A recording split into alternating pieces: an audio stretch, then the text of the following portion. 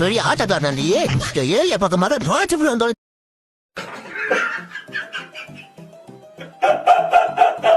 நான் நம்ம பட்ட கஷ்டத்துக்கு எல்லாமே பலன் கிடைச்சிருச்சு.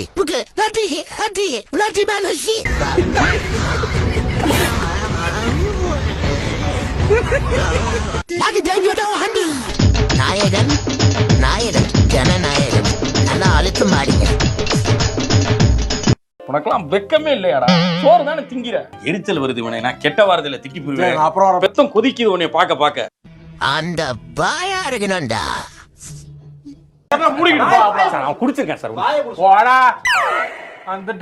முடியாது முடியாது முடியாது, இது எங்களால ஏற்றுக்க முடியாது. நான் திரும்ப மேல்முறையீடு செய்யறேன். ஜனநாயகனுக்கு யுஏ சான்றிதழ் வழங்க தனி நீதிபதி பிறப்பித்த உத்தரவு ரத்து செய்யப்பட்டுள்ளது. ஜனநாயகன் படத்திற்கு தணிக்கை சான்றிதழ் வழங்க கோரும் வழக்கின் விசாரணை வரும் 21ஆம் தேதிக்கு ஒத்திவைக்கப்பட்டுள்ளது.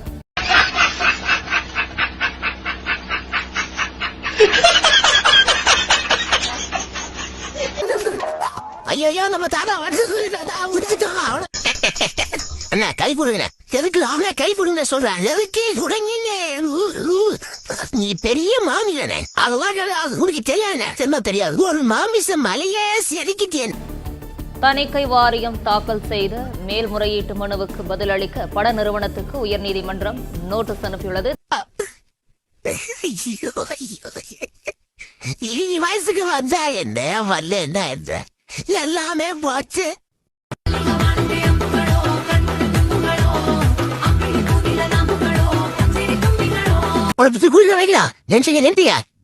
யாரப்பா ஒண்ணு புதைக்க விடுங்க, இல்லன்னா இறக்க விடுறா. மனசுக்குள்ள ரொம்ப வலிக்குதுங்க. ஜனநாயகன் படம் ரிலீஸ் ஆகலன்னா உங்களால என்ன பண்ண முடியுதானே கேக்குறீங்க? என்ன பண்ண முடியும்னு பாக்குறீங்களா? என்ன பண்ண முடியும்னு பாக்குறீங்களா?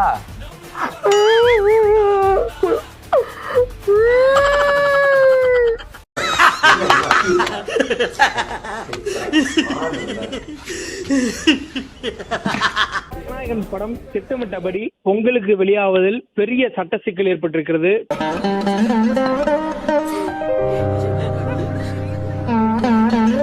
இல்லாம நிம்மதியா தூங்குங்க. யாரா அந்த அண்ணன் வம்புழுக்கிறீங்க? யார் தாண்டா அவரை வாழ விட மாட்டேங்கிறீங்க? ஏன்டா அப்படி டார்ச்சர் பண்றீங்க? பாவம்டா மனுஷன், நல்ல மனுஷனா இருக்காரா? அவரை போட்டு ஏன்டா திட்டுறீங்க, அடிக்கிறீங்க? சார் சார் சார் ஓரமா பிஜிஎம் போட்டு ஃபீல் பண்ணிட்டு இருக்கேன். அடுத்த ஆள் வராங்க, கொஞ்சம் ஓரமா கொஞ்சம் எல்லாம் கரெக்டா செக் பண்ணி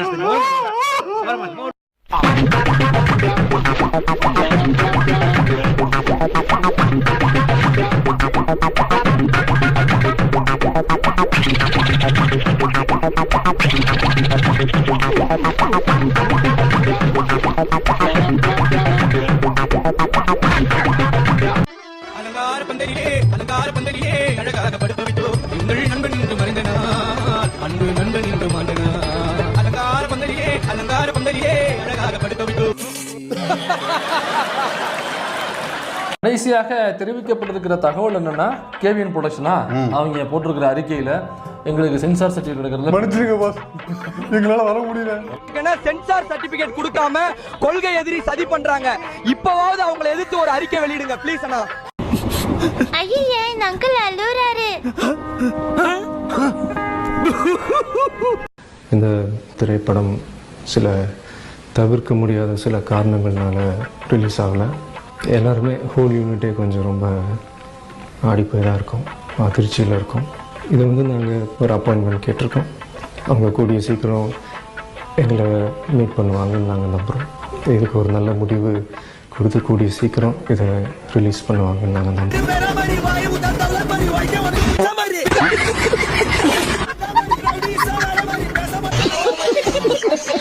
எங்க உயிரை விட சொன்னாலும் விடுவோம் தளபதிக்காக. எங்க உயிரை விட சொன்னாலும் விடுவோம் தளபதிக்காக. இப்படி எல்லாம் நடக்குன்னு தெரிஞ்சுதான் என் பொண்டாட்டி தாலி அடமானம் வச்சு ஏர்போர்ட்ல போய் ஒயிட் பெட்ரோல் வாங்கி வந்திருக்கேன் தலைவா. கட்சி மானத்தையும் உங்க கௌரவத்தையும் காப்பாத்தணும்ல. ஆமா, இதுக்கு முன்னால எந்த கட்சியில இருந்த? கட்சியில சேர்க்கலையா? 9ஆம் தேதி எங்க படம் வரலனா 10ஆம் தேதி நீங்க பராசத்தை ரிலீஸ் பண்ண கூடாது. எஸ்கே பேனர் கிளியும். என்ன மனுஷன், உங்கள மாதிரி மனுஷன்லாம் இருக்கனாலதான் கொஞ்சமாச்சும் மழை பெய்யுது. ஸ்டாலின் பயன்ட்டாரு. ஆமா, நீ யாரு? நான் யாருன்னு என்ன கேட்கறத விட வேற யாருடையாவது போய் அவர் யாருன்னு கேட்டு பாரு. அச்சுச்சோ அவரா பயங்கரமானவராச்சே, அவர்ல கொஞ்சம் ஜாக்கிரதையா இருப்பா அப்படின்னு சொல்லுவா. எங்க பாருங்க அதான் போய் கேட்டு வந்துடுறோம். நீங்க சட்டு முட்டு வாங்க, இங்கே வெயிட் பண்றேன். போஸ்ட் பண்ணாச்சுன்னா நீங்க ஜல்லிக்கட்டுல பார்த்த கூட்டத்தை கன்ஃபார்மிங்க பார்க்கலாம். பெரிய கலவரம் உண்டாலும் அதான்டா பண்ணி மேய்க்கிறவன பூரா பக்கத்துல வச்ச பத்தியா என் புத்திய சப்பல்ஸ்ல அடிக்கிறான். தளபதி அண்ணனை பார்த்து பயமா, ரசிகர் பார்த்து பயமா? அண்ணன் ஒரு வார்த்தை சொன்னா என்ன தம்பிங்க என்ன பண்ணுவான்னு தெரியும். பெரிய ராஜராஜ சோழன் அப்படியே கத்தி எடுத்து சண்டை போட்டு சொடக்கட்டின்னு ஜெயிச்சிருவாரு. போட்டு இந்த நகையை வச்சு படம் பார்க்கறாங்கன்னா அப்ப நாங்களாம் எந்த அளவுக்கு அந்த விஜய் ரசிகரை பார்த்துவாங்க. நீங்க எல்லாம் இந்தியாவின் எதிர்கால தூண்கள். அந்த அளவுக்கு டிக்கெட் ரேட் இருக்குதுக்கா. நாங்க எங்களால இருக்கிற காசு வச்சு பண்ணவும் முடியாது. வீட்டு எதிர்த்து என்ன வேணா பண்ணா பண்ணுவோம் தளபதிக்காக. இதெல்லாம் இருந்தா இந்த நாடு உருப்படுமா? இந்த புரியுது. இத கொண்டு போய் குடிபாருக்குள்ள வச்சு அமுக்கு. எங்க உயிரை விட சொன்னாலும் விடுவோம் தளபதிக்காக. எங்க உயிரை விட சொன்னாலும் விடுவோம் தளபதிக்காக. தலைவா என்னப்பா டீ குடிங்க தலைவா சீக்கிரம். லைஃப்ல நான் பார்த்ததே கிடையாது தலைவா. நீங்க படம் ரிலீஸ் பண்ண வேணாம். இப்போ வந்து ஆடியோ லான்ச் நடந்துச்சு பாத்தீங்களா, அதே தியேட்டர்ல விட்டுங்க. பராசக்தியே முந்திரும். நண்பர்களே வேற ஒண்ணு இல்ல, என்னடாச்சுன்னா ஒரு கண்ணு முன்னாடி வந்து தமிழ் சினிமா இண்டஸ்ட்ரி அழிஞ்சு போகணும். அது என்னோட சாபம். டெஃபினெட்லி அது வந்து அழிஞ்சு போயிருவீங்கடா நீங்க எல்லாம். ஒருத்தம் கூட ஒரு தியேட்டர் கூட உருப்படாது. நீங்க எல்லாம் வந்து ஓடிடில போறத பார்த்து பிச்சை எடுக்க ரோட்ல இறங்குவீங்கடா. அப்ப நீங்க யோசிப்பீங்க, ஒரு நாள் யோசிப்பீங்க. இல்ல அப்போ வந்து நம்ம அண்ணன் சிஎம் இருப்பாரு சரியா, இவனுங்க புலம்புவானுங்க ஓகேவா, என்னப்பா இது ஒழுங்கா சரியான வந்து ஒரு இதுவே இல்லைன்னு. அப்ப நம்ம இருக்கோம் ஓகே, ஓஜி ஃபேன்ஸ் அப்ப இழுத்து போட்டு இவங்களை அடிக்கணும், வேற வழி கிடையாது, விட மாட்டோம். ரொம்ப நொந்துட்டோம் பிரதர். ஆனா தலைவா என் ரத்தம் கொதிக்குது தலைவா, என் ரத்தம் கொதிக்குது. எவனோ ஒருத்தன் சர்டிபிகேட் தர மாட்டேன் நானே. என்கிட்ட இது தலைவா சர்டிபிகேட், இது 10th சர்டிபிகேட், இது லெமன் த ஸ்பூன்ல ஜெயிச்ச சர்டிபிகேட், இது ஓட்டப்பள்ளியத்துல ஜெயிச்ச சர்டிபிகேட். எவன் தலைவா உனக்கு சர்டிபிகேட் தர மாட்டேன்னு சொன்னா? என்கிட்ட இது தலைவா, நான் தரேன் தலைவா சர்டிபிகேட். தளபதி ரசிகர்களே யாரும் வருத்தப்படாதீங்க. இந்த பொங்கல் போனா என்ன, தலைவன் படம் எப்ப ரிலீஸ் ஆகுதோ அன்னைக்குதான் நம்மளுக்கு பொங்கல். மாட்டு பொங்கல், காணும் பொங்கல், எல்லா பொங்கலும் தலைவன் படம் என்னைக்கு ரிலீஸ் ஆகுதோ அன்னைக்குதான் நம்மளுக்கு பொங்கல். ஜனநாயகம் என்னைக்குமே வெற்றி தலைவா, வெற்றி. ஆனா ரொம்ப வருத்தமாகுது தலைவா, 9ஆம் தேதி ரிலீஸ் ஆகாதது ரொம்ப கஷ்டமாகுது தலைவா, ரொம்ப கஷ்டமாகுது. ஜனநாயகம் வெற்றி தலைவா, வெற்றி. நல்லா இருக்கு ஐயா உங்க திரையுலக ஒற்றுமை. ஒருத்தன் கூட வாய திறக்கலையே. சரி, ஏன் ஒருத்தன் கூட வாய் திறக்கலன்னு பாக்கலாமா? நிஜமா சொல்ல போனா 200 கோடி 100 கோடி 150 கோடி வாங்குற நடிகர்களால் இந்த சங்கத்துக்கு வந்து ஒரு பைசா கூட பிரயோஜனம் இல்லை. இன்னைக்கு விஜய் 200 கோடி சம்பளம் வாங்குறாருல, அந்த 200 கோடியிலிருந்து ஒரு பைசா கூட அவர் நடிகர் சங்கத்துக்கு கொடுக்க மாட்டாரு. பாபா படம் ஓடாதப்ப விஜய் பார்ட்டி வச்சு கொண்டாடி இருக்காரு, அதை கூட நான் இப்ப சொல்றேன். அந்த காலத்துல விஜய் கொடுத்த பேட்டி எல்லாம் போய் பார்த்தா நான் ரஜினியை பார்த்து தான் சினிமாவுக்கு வந்தேன் அப்படின்னு பல பேட்டிகள் கொடுத்திருக்காரு, எங்கிட்ட எல்லாம் சொல்லியிருக்காரு. அதே விஜய் சந்திரமுகி படத்தை விட சச்சின் படம் வந்து அதிக நாட்கள் ஓடணும், அதிக நாட்கள் ஓட்ட வைக்கணும் அப்படின்னு SCIC வந்து ஒரு முயற்சி எடுத்தாரு. என்னன்னா எப்போ பார்த்தாலும் இந்த ஆளே நம்பர் 1ல இருந்தா நாங்கெல்லாம் எப்ப அந்த இடத்துக்கு வர்றதுங்கிற ஒரு ஏக்கம். எம்ஜிஆர் சிவாஜிம்பாங்க, ரஜினி கமல் அப்படிம்பாங்க. இப்ப பாத்தீங்கன்னா விஜய் அஜித்ங்கிறாங்க. ஆரம்பத்துல பாத்தீங்கன்னா விஜய வந்து அஜித் விஜய் அப்படின்னு எழுதணும்னா விஜய் கிட்ட இருந்து போன் வரும். ஆனா இந்த மாதிரி எழுதிட்டீங்க என்ன, இனிமே விஜய் அஜித்னு நீங்க எழுதுங்க அப்படின்னு சொல்லுவாரு. உண்மையில் சந்திரமுகி வந்து மிகப்பெரிய வெற்றி, பயங்கரமான வசூல் சாதனை. அந்த அளவுக்கு சச்சின் ஓடல. ஆனா சந்திரசேகர் என்ன பண்ணார் அப்படின்னா, தானு வந்து அவருடைய நண்பர் அப்படிங்கிறதுனால தானு கிட்ட சொல்லி எப்படியாவது சச்சின் படத்தை வந்து சந்திரமுகியை விட ஒரு நாளாவது நீங்க அதிக ஓட்டி காட்டணும்னு சொல்லி வேற வழி இல்லாம வாடகை கொடுத்து அந்த படத்தை ஓட்டினாங்க. விஜயே சொல்லுவார். இன்னும் சொல்ல போனா வலைபேச்சு தொடங்கி அப்படி போயிட்டு இருக்கும்போது ஒரு தடவை இதே மாதிரி அஜித் விஜய்னு வரும்போது இப்போ விஜய் தரப்புல இருந்தே நமக்கு ஒரு வேண்டுகோள் வைக்கப்படுது. இது மாதிரி என்ன இப்படி சொல்லிட்டீங்க, விஜய் அஜித்னு. தேவி காம்ப்ளெக்ஸ்ல சின்ன ஸ்கிரீன்லாம் இருக்கு, தேவி கலா மாதிரி ஏதோ ஒரு theatre.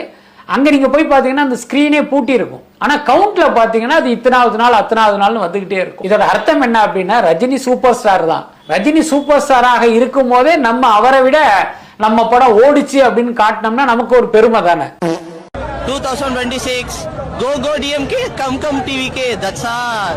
Only pure form, my Taleva Tuya Shakti Jananayagan. Bro, you know goosebumps, you heard that? See, come inside the theater.